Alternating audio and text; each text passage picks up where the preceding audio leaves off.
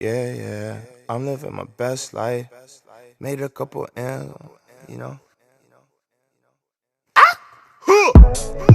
Said I'm living my best life. Said I'm living my best Hello life. everybody, welcome back to my channel, Random Opinions Reaction Reviews. If you don't know who I am by now, you gotta get with the program. If this is your first time here, your girl's name is Laminda Monet. Go ahead and follow me on Instagram. If this is your second or third time here, go ahead and smash that subscribe button, okay? I'm coming to do a review on the episode that aired on General Hospital today. Today's date is September 12th, so let's go ahead and get into this. I want to start off with Laura and Curtis. Curtis, he talks to Laura to be able to get some information about Helena. Laura wants to know why he wants to know this particular information about Helena. And he fills her in that he has somebody that he's been working for. They've employed him to find an artifact that could be useful in securing Spencer's future. So now Laura's all ears, because at first she didn't really want to tell him much. She just was like, yeah, Helena didn't like me and Luke. She put a curse on us on our wedding day, and her curse never worked. She spent her whole life trying to make our life miserable. That's all I'm gonna tell you until you tell me what's going on. when she heard something could possibly bring Valentine down and secure Spencer's future, she's all in. She's like, you know what? I'll tell you everything you need to know. Just include me. I will even help you find the artifact that you're looking for. So they decide to team up. So I guess Curtis gonna be teaming up with Laura now.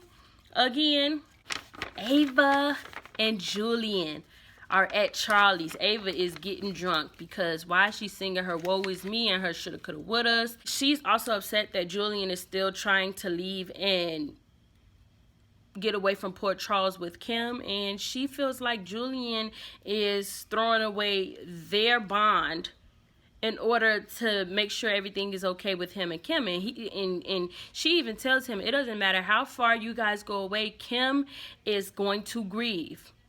And she's right. It doesn't matter where you follow her, Julian. Kim is still going to make mistakes. And Kim is still going to be grieving Oscar. So it's nothing's going to change. Anyway, she also makes a point to let him know, you know what? I tried to change and be on the straight and narrow. It didn't work. Because why? We're Jerome's. Eventually, we're going to revert back to true form and walk in our Jerome way. I think that was just a testament to what Julian has to face now with whether he would have to kill Lisa Obrecht or not. But she was just telling him some things he kind of didn't want to hear, because Julian has been walking the straight path as of lately. No matter what Julian does to get away from a life of crime, it keeps on knocking on his front door.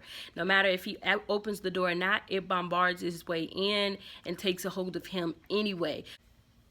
I agree with Ava somewhat, to a certain extent, because it seems like even if Julian is minding his own business, something ends up happening. He's just trying to do the right thing and he ends up doing the wrong thing. Liesl comes in, right? She and Ava drink up. She passes out, right? And Julian, he sees that Ava gets into a cab and that she's fine. And he's the only one there with Liesl Obrecht. And there's a knife on the counter, right? So he's looking at this knife like, I really should just cut her head off now, you know. But he slams the knife onto the counter and he tells Liesl, like, get up, you gotta go. Because he was really tempted, and I think he just was like, you know what, I cannot do this. I can't stand to look at her right now. She gotta go. So, like, Julian, I wish you would have just told Lucas, because even when he was at the bar with Ava, Lucas has sent him a picture of Wiley himself and Michael. So he keeps on being reminded. And while Liesl Obrecht was sitting at the bar talking to Ava, she was making little snooty remarks about Wiley that if you didn't know the secret, you wouldn't catch on to. But because Julian knows the secret now, he's like, yeah, we gotta neutralize her ASAP. Carly and Jax are at the Corinthos household, and they're pretty much trying to come to a compromise about what to do with Josslyn. She skipped school and she wasn't answering anybody's phone calls. Sonny, he leaves to go find where Josslyn is, and eventually he runs into her and Dev at Charlie's pub and talks her back into going home. Jax wants Josslyn to move in with him. So he's talking to Carly about that, and she's like, you know what, we don't need to make rash decisions right now. Like, Josslyn is fine. Like, it's better for her to stay here. And Jax wants to leave it up to Josslyn. So when Josslyn comes back, she apologizes to her parents for not answering the phone calls. And Jax tells her, look, you were irresponsible and selfish for what you did. Your mother is pregnant. She's going through a lot. You should always check in with us. She was like, you know what? I've already said I'm sorry. What else do you want me to say? And she storms off. And I'm like, okay, Josslyn, I get that you're grieving, but there's a certain level of respect that you're supposed to have for your parents at all times. Like, what you did was completely out of line, because your parents have gone out of their way to show that they understand, and they are allowing you to get away with stuff that normal kids wouldn't get away with, like ditching school. You know, I think she even took the semester off of school when Oscar was going through his whole cancer battle and stuff. They let her drop all her extracurricular activities and everything. Normal parents ain't doing that. Normal parents is like, look, I get what's going on with Oscar, but you still have to go to school. Like, boys will come and go. Like, you know what I'm saying?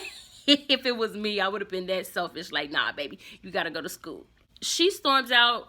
Carly goes in to talk to her, and she lets her know, you know what, I love these scenes. Carly is such a good mom. That's one thing you cannot deny. She tells her, you know, if this were a normal family, it would be okay. Most parents would think, okay, you know what, my child is trying to avoid me. That's why they're not answering the phones. But this is not a typical family.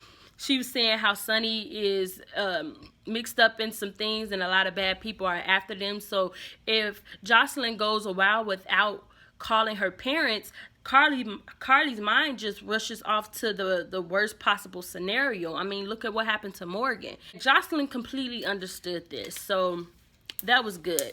Meanwhile, Jax is in the house, and he asks Dev, like, how's everything been going with school? And Dev says, you know what, it's been okay. Like, it's been a bit of adjustment. He also asked him, like, you know, what town did you say you was from? Bridgetown?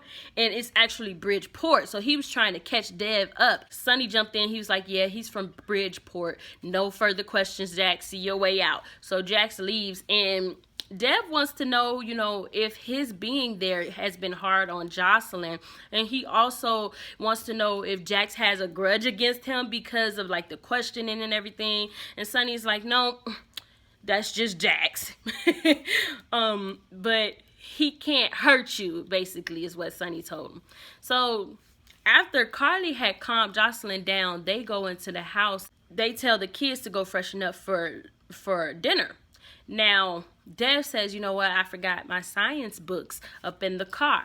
So it was clear that he was going to eavesdrop. I don't know why Sonny and Carly didn't think to check their surroundings, knowing how Dev is, before they opened up their mouth and started talking. And Carly is like, you know what, Dev can't live here anymore. It's best for all of us if we just get rid of him. And he's there eavesdropping and listening. Like, I can only imagine how he felt as a child.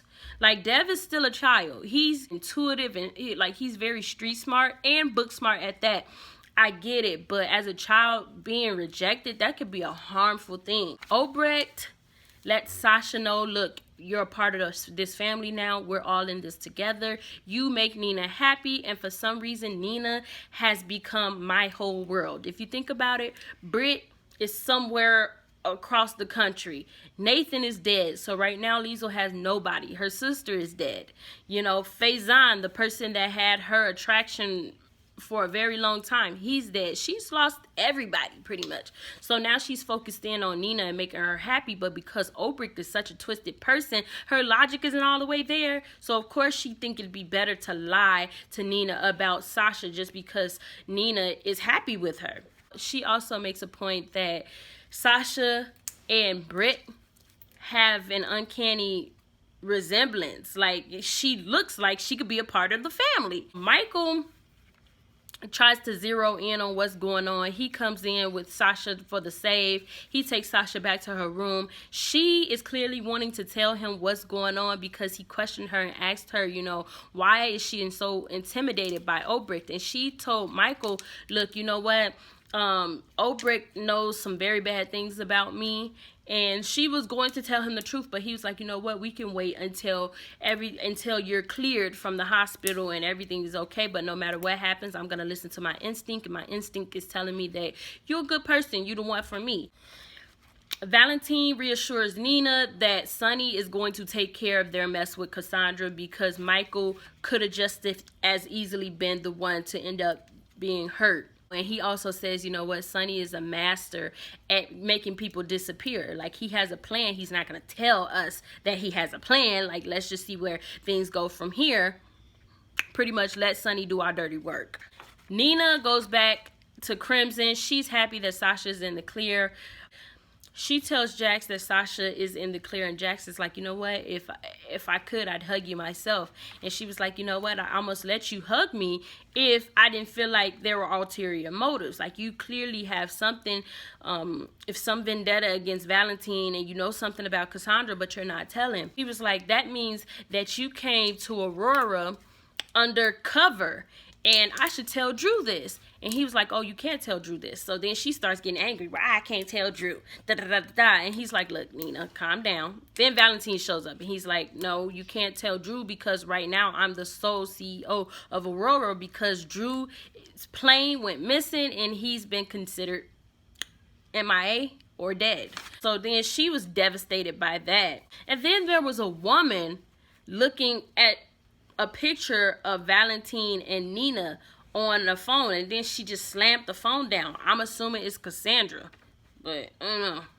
You guys, let me know what you thought about today's episode. Give me your predictions in the comment section. Don't forget to give me a big thumbs up, like, comment, and subscribe. Hit that bell to receive notifications when I upload new videos. And I will see you guys later. Bye. I finally made my mind, know that I can't go back broke. They saying that my time up, my back against the rope. I hustle, got my grind, know that when I make the most. I had faith every night and I never lost no hope.